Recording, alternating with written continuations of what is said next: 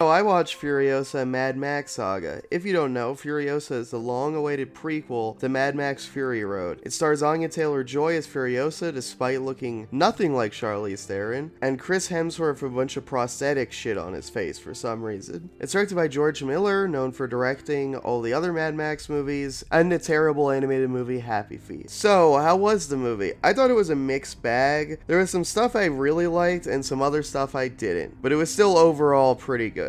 Let's start with the action. The action in this movie is great. There's a lot of cool action set pieces you come to expect from a Mad Max movie. You know, people ridiculously fighting on, in, and around cars. The cinematography in these scenes is great. There's lots of cool wide shots that really make you appreciate the level of the stunts on display and really convey the chaotic action with all these moving pieces. As opposed to having a bunch of close-ups or constantly cutting, there's a lot of lingering wide shots which give you the scope of these grand action scenes. Which is good because I feel like a lot of action movies will do shaky cam stuff or just too many cuts where you can't tell what the fuck is going on, and that really would have hurt this movie, which is based entirely on the quality of the action scenes. There is some rough looking CGI in some shots, but it's so brief that it's barely noticeable. And although the action scenes are really good, I have a problem with them, which I guess is more of a pacing issue. I wish some of the action scenes were cut down in length so we could get more shorter action scenes with different set pieces that would have added a little bit more variety to the movie. As the movie stands, there'll be a 20-minute action scene and then not a lot of action for a little bit as it's more exposition and story beats, and I think the movie would have been better if there were more shorter action scenes. It would have added more variety, you could have done more stuff with the set pieces as opposed to having very long action scenes. Another issue with the pacing is that there are a few really cool things that happen off screen and are only described to us, which feels like blue balls. Like, narration will show up and describe a bunch of cool shit happening off screen during a time skip, and it's like, I would have wanted to see this. It sounds awesome. I want to see this. The movie is already 2.5 hours long, and it certainly feels like it given the pacing. So obviously making the movie longer wouldn't be a good solution. The movie gets a feeling that it's focusing on some less interesting aspects of Furiosa's life, and it would have been better if they shifted to focus. There's a romantic subplot in this movie which is just terrible. It's one of the worst romances in a movie in recent memory. It's just completely terrible, and I'll get into why in a little bit. Also, a large chunk of the movie is focused on Furiosa's childhood, which is really interesting, and I did like it, but it does feel like it could be cut down to make way for some other more interesting things than just her being a kid. The kid stuff is very good, but it does feel like it hurts the pacing of the movie because it takes up such a large chunk of the beginning. Alright, let's talk about acting. Chris Hemsworth is giving a career best performance as Dementus. He just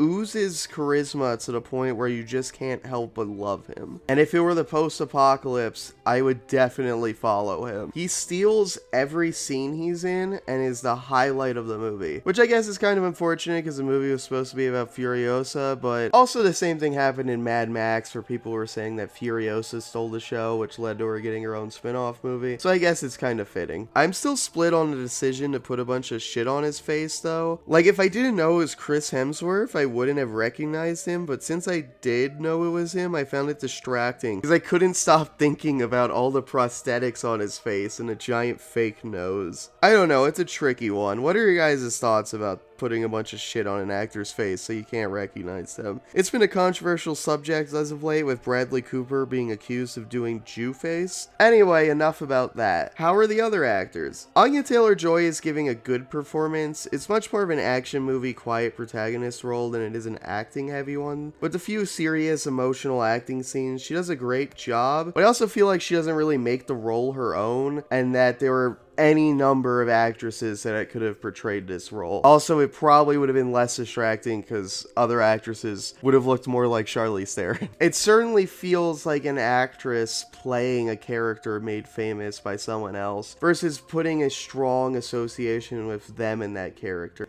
Like, for example, Ewan McGregor playing Obi-Wan in the Star Wars prequels. Even though it is a prequel and he's playing a character that someone else is, he still puts his own spin and identity on it, where you can only see him as young Obi-Wan. Anya Taylor Joy doesn't really do that in this movie. I feel like it could have been played by any number of actresses. Someone who actually is giving a bad performance is the love interest in the movie, played by Tom Burke. He lacks any charisma and could be replaced with a cardboard cutout and you would not be able to tell the difference. Part of it is because his character is underwritten and he has a really boring design. But a skilled actor can still elevate a thin role to make it memorable. The decision to have Furiosa shack up with the least interesting person in the wasteland is especially egregious because the world building is so good. There's so many interesting characters in design, personality, and the role they fill in the wasteland, like what their job is. So many roles that could have been filled with a generic stock character, like for example, there's a doctor, but they put a really interesting spin on the way he operates and the way he works. And there's so many examples of these little bit parts being filled with someone weird and interesting that adds to the lore. There are a lot of characters in this movie that I see and I think, what an interesting guy, I wonder what his story is. I would like to see more of them. The love interest is unfortunately not one of these characters. I have some issues with the sound mixing in this movie. Sometimes it's hard to make out what people are saying over the music and noise, especially with everyone having thick Australian accents. Anyway, I would recommend Furiosa. It's definitely got some problems, it drags quite a bit, and it isn't amazing, but it is a good, solid action movie. Anyway, what's your favorite action movie? Let me know in the comments below, and if you like this video, check out my video on the